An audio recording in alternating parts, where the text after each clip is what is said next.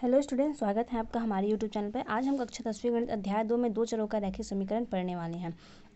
पिछले वीडियो में हम समीकरण बनाना सीखे थे। अब इस वीडियो में हम उस समीकरण को सॉल्व करना सीखेंगे। तो समीकरण को सॉल्व करने के 3 तरीके हैं। एक आलेखी विधि है, प्रतिस्थापन विधि है, विलोपन विधि। तो आज हम सीखेंगे आलेखी विधि, जो कि एक सरल विधि है।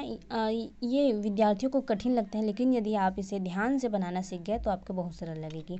तो देखते हैं पहला क्वेश्चन। कक्षा 10वीं के 10 विद्यार्थियों ने एक विज्ञान क्विज में भाग लिया। क्विज में भाग लेने वाले विद्यार्थियों में लड़कियों की संख्या लड़कों से 4 अधिक थी। तब लड़के और लड़कियों की संख्या क्या हुई? तब हम मानते हैं, माना लड़कियों की संख्या y है, लड़कियों की संख्या y है तथा लड़कों की संख्या x है। तब प्रश्नानुसार क्या होगा? चूंकि क्विज में लड़की और लड़के दोनों भाग लिए थे, तो दोनों को योग के बराबर होगा। हमारा कुल विद्यार्थियों की संख्या तो 10 विद्यार्थी थे, तो x धन y बराबर 10। यह हो गया हमारा पहला समीकरण। फिर क्वेश्चन में कहा है कि में भाग लेने वाले विद्यार्थियों में लड़कियों की संख्या, तो लड़कियों की संख्या y, क्विज में भाग लेने वाले लड़कियों की संख्या मतलब लड़कियों की संख्या y लड़कों से 4 अधिक थी, तो लड़कों की संख्या x है, तो x धन 4, तो लड़कों की संख्या हो गई x धन 4। तब हम समीकरण एक में x का विभिन्न मान रखकर y का मान निकालेंगे। तो हम सारणी 1 बनाते हैं, तो हम लिखेंगे यहाँ x के विभिन्न मानों के लिए y का मान। तो हम समीकरण 1 में यदि x बराबर 1 रख दें तो y का मान हमें क्या प्राप्त होगा? इस 1 को हम इधर पक्षांतर करेंगे तो हमें y का मान 9 प्राप्त होगा। तो हम इसको यहाँ लिखें। फिर समीकरण, इसको आप रफ में करके देख लेना। फिर समीकरण 1 में हम 2 रखेंगे, तो 2 को इधर पक्षांतर करेंगे तो y का मान 8 प्राप्त होगा। 3 रखने पर 7, 4 रखने पर 6, 5 रखने पर 5, 6 रखने पर 4। इधर आप और लिख सकते हैं, बस इतना ही बना लेते हैं, इतना काफ़ी है। उसके बाद हम समीकरण 2 से देखते हैं। तो अब हम समीकरण 2 में फिर से x के यहाँ ऐसे लिखेंगे, x के विभिन्न मानों के लिए y का मान। तो हम पहले x के बराबर x का मान 1 रख के देखेंगे, तो x का मान 1 रखेंगे तो y का मान हो जाएगा 1 धन 4 बराबर 5 हो जाएगा। तो y का मान हो जाएगा 1 धन 5। ठीक, x बराबर 2 रखेंगे तो y का मान 6 हो जाएगा। x बराबर 3 रखेंगे तो y का मान 7, 4 में 8, 5 में 9, 6 में 10 हो जाएगा। इस प्रकार हमारा सारणी 1 और सारणी 2 बन गया। अब हमारा क्वेश्चन सॉल्व होने ही वाला है, बस हम अब बनाएंगे ग्राफ। तो सारणी 1 और सारणी 2 के अनुसार हम एक ग्राफ बनाएंगे। तो सारणी 1 के मान सारणी 1 में दिया है, हम एक ग्राफ खींच लेंगे या आप ग्राफ कॉपी का यूज़ कर सकते हैं। तो ग्राफ खींचेंगे, ग्राफ खींचना तो आता है ना। ये इधर वाला x होता है, x और ये y, क्षैतिज तल x और ये लंबवत तल y होता है। ठीक, तो हम एक ग्राफ खींचेंगे। तो ग्राफ खींचेंगे तो उसको ऐसे नाम दे देंगे 1 2 3 4 5 6 7 8 9, कितना भी उधर आगे एरो का निशान है आगे के लिए। तो फिर हम x और y का मान रखते जाएंगे। तो यदि x बराबर 1 है तो y बराबर क्या है? 9 है। तो x बराबर 1 है तो y बराबर है 9 है। तो हम यहाँ से इसके सीध में लेकर यहाँ आ जाएंगे, तो y बराबर हो गया 9। ठीक, और उसके बाद देखेंगे x बराबर 2 है तो y का मान है 8। तो इधर सीध में लेकर हम यहाँ मिल जाएगा हमें मान। और x बराबर 3 में y का मान है 7। तो ऐसे आप सीधा स्केल से नाप लेना, तो y का मान हो गया 7 हो गया। ठीक है, अब हम देखें, अब सभी को हम इसी प्रकार लिखेंगे। x बराबर 4 तो y बराबर x बराबर 4 है तो y का मान हो जाएगा, यहाँ से y का मान 6 है तो x का मान 4 है, इधर का 4 के सीध में और इधर y का मान 6 है, तो दोनों सीध को मिलाएंगे तो हमें कहाँ मिलेगा? ये बिंदु। उसी प्रकार x का मान 5 है तो और इधर 5, इधर का 5 और इधर का 5 यहाँ आ रहा है शायद। हाँ ठीक है, मेरे से टेढ़ा भी हो सकता है, लेकिन आप ग्राफ में बनाएंगे तो आपसे आसानी होगी। उसके बाद x का मान 6 है तो y का मान हो जाएगा इधर से 6 हो जाएगा। तो अब हम इन बिंदु को बड़े आकार में ऐसे करेंगे, उसके बाद हम इस बिंदु को मिला देंगे। लेंगे, मिला लिए। देखो तो हमारा ये इसको रेखा से खींचकर मिला लिए। तो हम यहाँ जो जो लिखे हैं साइन उसको लिख देते हैं। एक एक एक्स का मान 1 था, तब वाई का मान 9 था, तो हम यहाँ 1 और 9 का डाल देते हैं। एक्स का मान 2 था तो वाई का मान 8 था। जो सारणी में दिया है ना उसी को, एक्स का मान 2 रखे तो वाई का मान ये आया, एक्स का मान 3 रखे तो वाई का मान 7 आया। तो यहाँ से 3 और यहाँ से 3 और यहाँ से 7, 3 और 7, 4 और 6, 5 और 5, फिर से 4 और 6। ठीक है, तो अब हम दूसरा सारणी बनाएंगे। दूसरे सारणी को उतारेंगे। एक्स का मान 1 है। यदि एक्स का मान 1 है तो वाई का मान क्या हो गया, यहाँ से 5 हो गया। अब एक्स का मान कितना है, एक्स का मान 2 है, तो वाई का मान हो जाएगा 6 हो जाएगा। तो 6 और यहाँ से 2, इसको मिला लेंगे। ठीक है, 6 2 और क्या है, एक्स का मान 3 है, तो एक्स का मान 3 है तो वाई का मान 7। यहाँ से एक्स का मान 3 तो वाई का मान 7। उसके बाद क्या है, एक्स का मान 4 तो वाई का मान कितना हो गया, ये 8 है ना। हाँ, तो 8। एक्स का मान 4 तो वाई का मान 8। एक्स का मान 5 तो वाई का मान 9। तो एक्स का मान 5 तो वाई का मान 9। यहाँ से 9, यहाँ से 9 और यहाँ से 5। एक्स का मान 6 है तो एक्स वाली लाइन में 6 खोजेंगे, और वाई वाले लाइन में, वाई का मान 10 है तो वाई वाले लाइन में 10। तो जहाँ से दोनों मिलता है तो 6 इधर और इधर हो गया 10। ठीक है, तब हम इसको भी वही उसी लाइन से मिला देते हैं। तो चलो मिलाते हैं। ये देखो इस प्रकार। अब हम देखते हैं कि कटान बिंदु, तो हमें कटान बिंदु प्राप्त हो रहा है यहाँ पे, तो इसका मान है 3 और 7। तब हमारा आंसर यही होगा।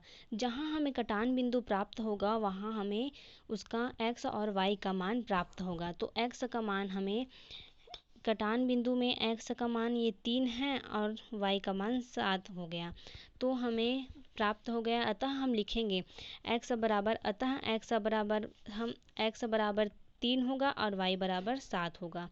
तो एक्स, तो हम यहाँ लिखते हैं अतः, तो एक्स किसकी संख्या थी, एक्स थी लड़कों की संख्या, अतः लड़कों की संख्या हो गई, लड़कों की संख्या बराबर एक्स बराबर, यहाँ से एक्स देखेंगे तो 3, तो एक्स बराबर 3 और वाई बराबर 7। ये हो गया हमारा आंसर। तो उसमें लड़कियों की संख्या 3 थी और उसमें लड़कों की संख्या 3 थी और लड़कियों की संख्या 4। बोला है ना कि लड़कियों की संख्या लड़कों की संख्या से 4 अधिक थी, तब हमारा मान आ गया। लड़कियों की संख्या लड़कों से 4 अधिक है ना, 3 में 4 जोड़ेंगे तो 7 प्राप्त होगा। यही हमारा आंसर है। तो हम इसको कैसे सॉल्व किए, पहले तो हम स्क्रीनशॉट लेना है तो ले सकते हो। पहले हम समीकरण निकाले, समीकरण बनाए, फिर समीकरण से एक्स और वाई का मान, समीकरण 1 से एक्स का मान रखकर वाई का मान लिखकर पहला सारणी बनाया। समीकरण 2 में फिर से एक्स का मान रखकर सारणी 2 बनाया। फिर सारणी में जो जो मान दिया था उसको हम ग्राफ में लिखे, फिर दोनों जो बिंदु आया उसको मिला दिए, फिर जहाँ कटा वहाँ हमारा आंसर हो गया। अब हम देखते हैं दूसरा क्वेश्चन। यदि देखो हम इसको बोलेंगे एक अद्वितीय हल। एक अद्वितीय मतलब एक अद्वितीय मतलब उसके वही एक आंसर आया है करके। यदि अब हम देखते हैं इसमें विभिन्न प्रकार के ग्राफ होते हैं। जैसे कि यदि हमें 2 समांतर ग्राफ प्राप्त हुए, यदि हम ग्राफ बनाते और ये ग्राफ दोनों को कहीं भी नहीं काटती, एक दूसरे को कहीं भी नहीं काटती, तो उसे हम समांतर रेखा समांतर रेखा कहते हैं। और समांतर रेखा होती तो कोई कटान बिंदु प्राप्त नहीं होता, जिससे कि हमें कोई हल प्राप्त नहीं होता। तो हम लिखते समीकरण का कोई हल नहीं है करके। जैसे कि हम यहाँ देखते हैं, हमें ऐसी 2 समांतर रेखाएं प्राप्त हो जाए जो एक दूसरे को नहीं काटे, तो हम बोलेंगे इसका कोई हल नहीं है। और यदि हमें कोई संपाती रेखा मतलब ये रेखा और दूसरी रेखा भी इसी के ऊपर प्राप्त हो जाए, तब हम बोलेंगे अनंततः अनेक हल, क्योंकि ये विभिन्न विभिन्न बिंदु में एक दूसरे को काटेंगे।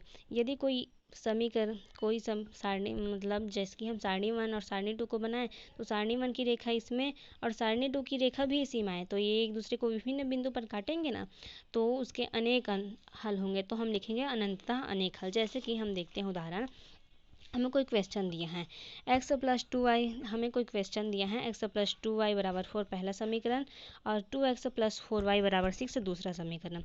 तो हम इसको x का मान रखेंगे, y या x का मान रखने के लिए इसे ऑल सॉल्व कर लेते हैं। तो 2y बराबर हम x को इधर पक्षांतर करेंगे तो 4 माइनस एक्स हो जाएगा, फिर y बराबर हो जाएगा 4 माइनस एक्स बाई 2। तब हम x के विभिन्न मानों के लिए सारणी 1 बनाएंगे। इस समीकरण से x के विभिन्न मानों के लिए सारणी बनाएंगे, तो हम लिखेंगे x बराबर 0 रखेंगे तो y बराबर 2 होगा। जैसे कि हम देख लेते हैं, यदि यहाँ से x का मान 0 हो जाएगा तो हमारे पास क्या बचेगा, 4/2, तो 2 दूने 4। इसी प्रकार हम ये x के विभिन्न मानों के लिए जैसे कि 1 रखेंगे फिर y को सॉल्व करेंगे, तो 1 रखेंगे तो 4 में 1 माइनस होगा तो 3 होगा, और 3 को 2 से भाग देंगे तो 1.5 आएगा। इसी प्रकार x के विभिन्न मानों के लिए पहला सारणी बना लिए हैं। अब दूसरा समीकरण देखते हैं, 2x प्लस 4y बराबर 6 है, तो 4y फिर 6 माइनस 2x को इधर पक्षांतर किए, फिर y is equal to 6 minus 2x upon 4, 4 को इधर भाग में आ गया। फिर हम x के विभिन्न मान रखेंगे और y का मान निकालेंगे, इसे सारणी 2 में लिखेंगे। तो x का मान 0 रखे तो हमें y का मान प्राप्त हुआ 4। तो x का मान 0 रखेंगे, x का मान यहाँ 0 रखेंगे तो ये 0 हो जाएगा, तो हमें y का मान प्राप्त हुआ है 4। ठीक, तो इसी प्रकार सारणी 2 और सारणी 1 प्राप्त हो गया। अब हम इस सारणी को ग्राफ के रूप में देखते हैं। तो सारणी पहले को देखते हैं। तो सारणी में x की वैल्यू 0 है और y की वैल्यू 2, तो यहाँ x की वैल्यू 0 सारणी 1 से, और y की वैल्यू 2, और दूसरा है x की वैल्यू 1 तो y की वैल्यू 1.5। इसी प्रकार देख सभी मानों के लिए हैं 6, जब x की वैल्यू 6 है तो y की वैल्यू ऋण 1 है, x की वैल्यू 6 तो y की वैल्यू ऋण 1। और दूसरा सारणी देखते हैं, x की वैल्यू 0 है तो y की वैल्यू 4i है, तो यहाँ x की वैल्यू 0 है तो y की वैल्यू 4, x की वैल्यू 1 है तो y की वैल्यू 3.5। इस प्रकार हम देखते हैं कि ये रेखा एक दूसरे को कहीं भी नहीं काटी है। इस समीकरण की रेखा एक दूसरे को कहीं भी नहीं काटी है, मतलब इसके कोई भी हल नहीं होगा, क्योंकि ये एक दूसरे को कहीं काट ही नहीं है। तो हम लिखेंगे क्योंकि ये रेखाएं समांतर हैं, अतः इसका कोई हल नहीं है। अब हम संपाती रेखा के लिए देखते हैं। जैसे कि हमें कोई समीकरण ये दिया है, एक व्यक्ति ने 3 कुर्सियों तथा 2 मेज़ों को 1200 रुपये में खरीदा तथा 6 कुर्सियों और 4 मेज़ों की कीमत 1400 रुपये चुकाई, तब एक कुर्सी व एक मेज़ की कीमत ज्ञात कीजिए। तो सबसे पहले हम कुर्सी की कीमत x मान लेते हैं, मेज़ की कीमत y मान लेते हैं। तब 3 कुर्सी व मेज़ की कीमत क्या होगी, जब एक कुर्सी की कीमत x है तो 3 कुर्सी की कीमत 3x हो जाएगी, और 2 मेज़ की कीमत हो जाएगी 2y हो जाएगी। तब प्रश्न के अनुसार क्योंकि 3 कुर्सी और 2 मेज़ को 1200 में खरीदा है, तो हम लिखेंगे 3x प्लस 2y बराबर 1200। ठीक, उसी प्रकार उस व्यक्ति ने 6 कुर्सी और 4 मेज को भी 2400 में ख़रीदा है, तो हम लिखेंगे 6x प्लस 4y बराबर 2400।